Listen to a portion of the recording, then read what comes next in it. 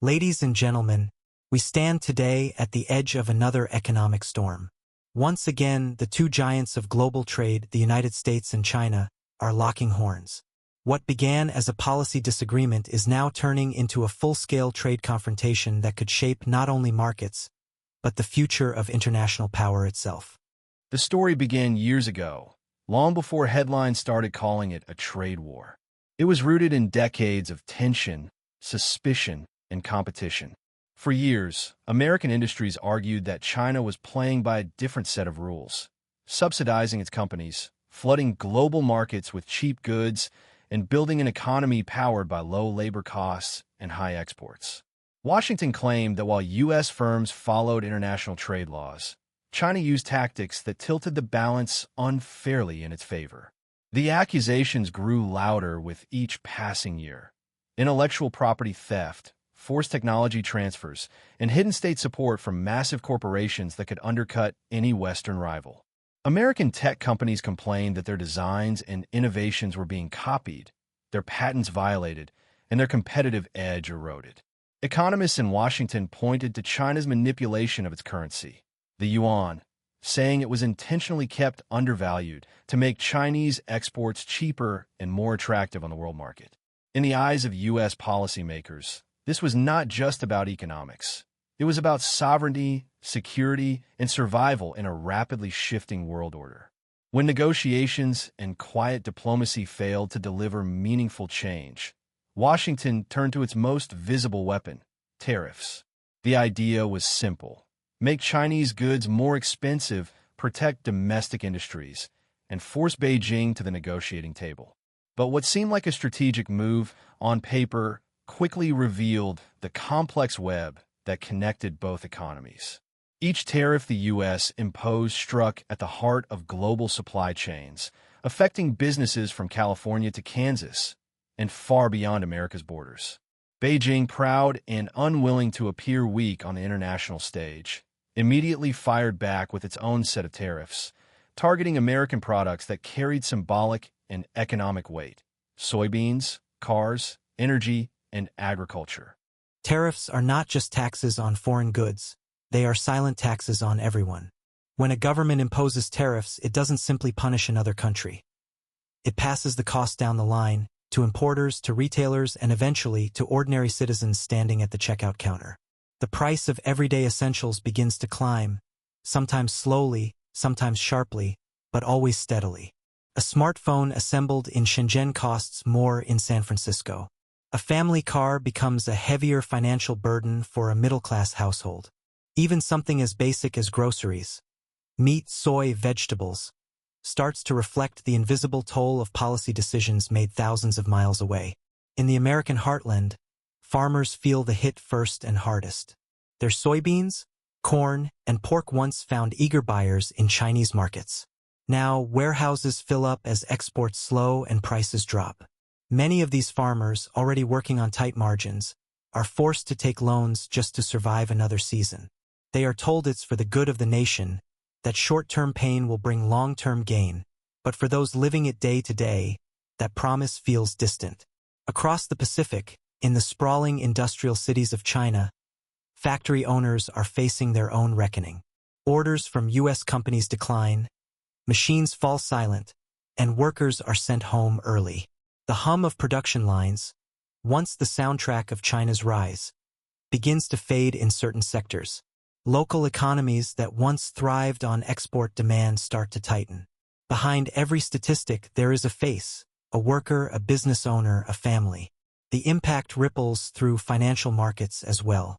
Investors react to uncertainty with caution, corporations hesitate to expand, and consumer confidence dips. Global supply chains, those complex, fragile networks connecting components, assembly, and distribution across dozens of countries, become tangled in a web of new costs and delays. The trade war has forced global companies to rethink everything they once took for granted about how and where their products are made.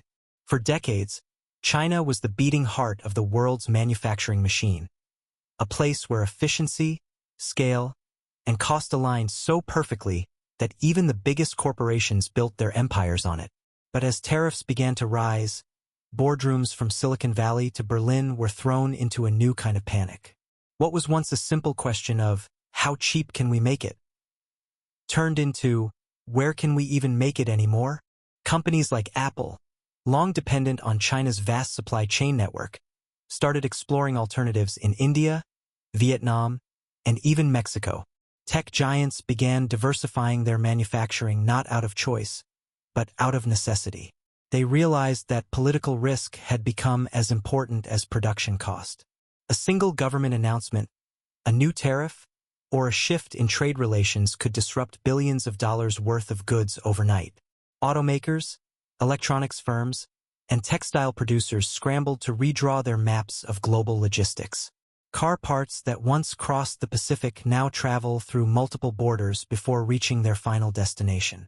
Semiconductor manufacturers are investing heavily in Southeast Asia, hedging against future instability. Shipping routes are changing, ports are adapting, and entire economies are rising from the redistribution of production once monopolized by China.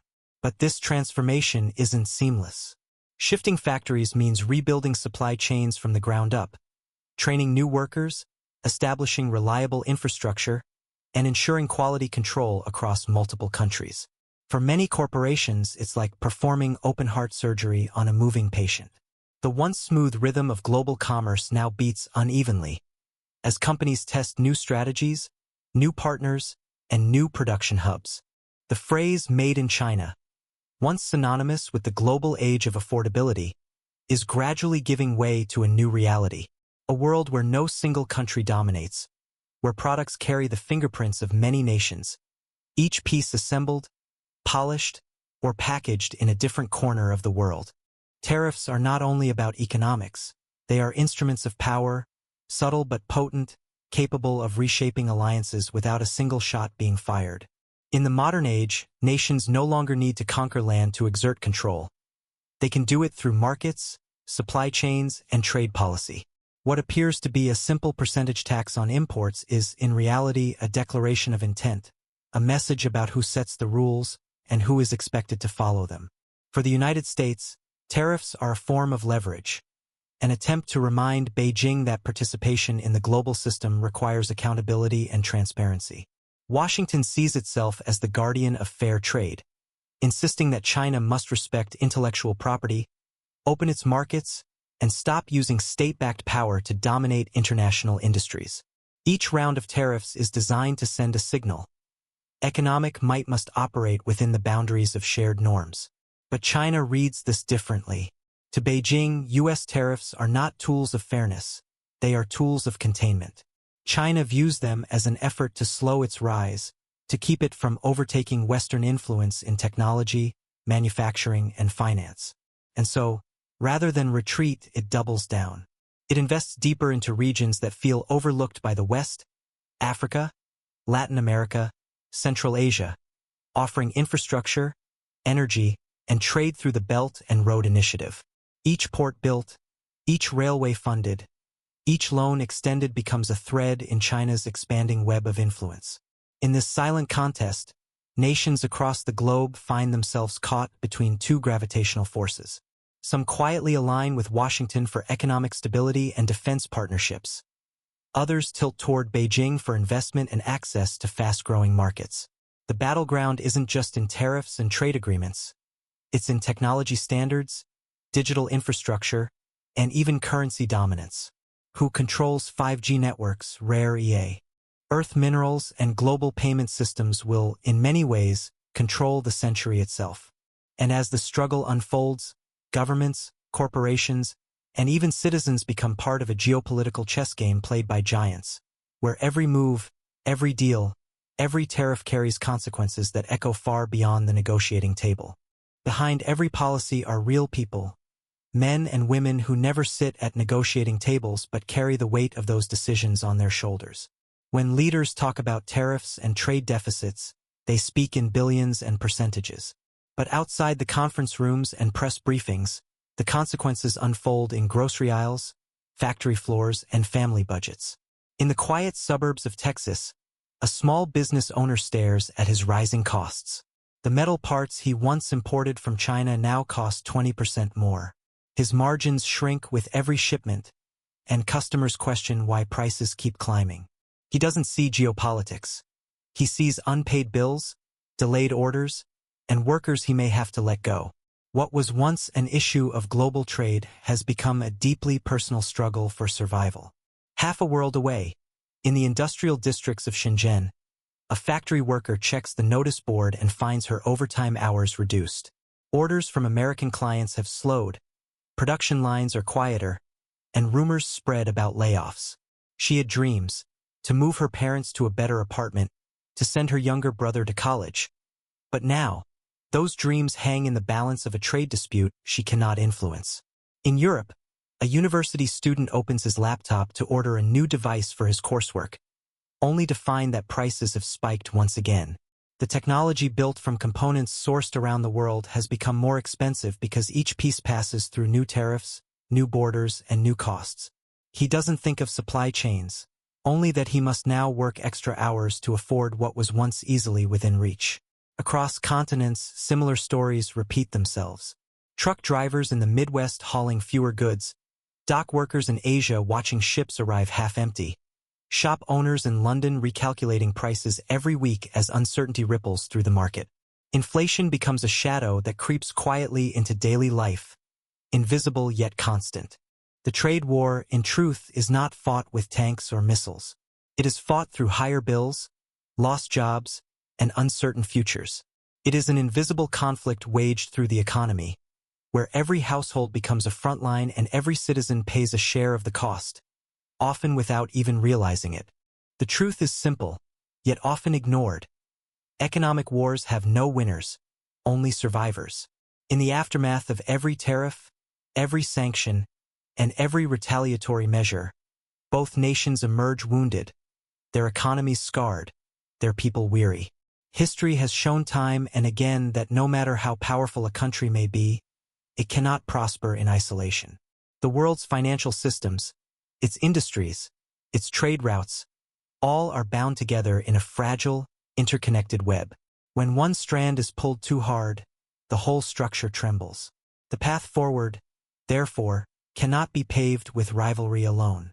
It must be built upon cooperation, understanding, and mutual restraint. The global economy is not a battlefield to be conquered, but a living ecosystem that thrives only through balance. For the United States, that means recognizing that leadership does not always come from dominance. Sometimes, it comes from setting the example of fairness, transparency, and long-term vision. For China, it means understanding that great power also brings great responsibility, that growth and influence are sustainable only when built on trust and openness. Both nations now stand at a crossroads. One direction leads deeper into division, where every policy becomes a counterattack, and every trade deal a test of strength. The other leads toward cooperation, a road that demands patience, compromise, and humility, but promises a more stable and prosperous world. It's not the easier path, but it's the only one that endures. Across boardrooms and parliaments, financial hubs and factories, the call for collaboration is growing louder. Economists warn that a fractured global economy will not just slow progress. It will reverse it. The younger generation, born into a digital, borderless world, looks at the standoff and wonders why nations still choose confrontation when communication is possible. The reality is that dialogue is not a sign of weakness. It is an act of strength, the strength to listen, to negotiate, and to build bridges where walls once stood. The next chapter of the story will not be written by tariffs or trade barriers, but by the willingness of leaders to see beyond politics and recognize the shared destiny that ties every nation to the same global heartbeat. So, as the world watches Washington and Beijing, remember this: every tariff is a message, and every message has consequences. The question is not who will win this trade war. The question is whether the world can afford another one. In a world flooded with headlines and half-truths, one channel stands apart: Frontline Global Alerts. Here, we don't follow the noise, we uncover what others hide. Every update, every alert, every truth, straight, bold, and unfiltered. Because when the world spins stories, someone has to stand for facts. If you want to know what's really happening before it's too late, stay connected. Backhand index pointing right, subscribe to Frontline Global Alerts and be the first to hear the truth before the world reacts. Truth doesn't wait, and neither should you.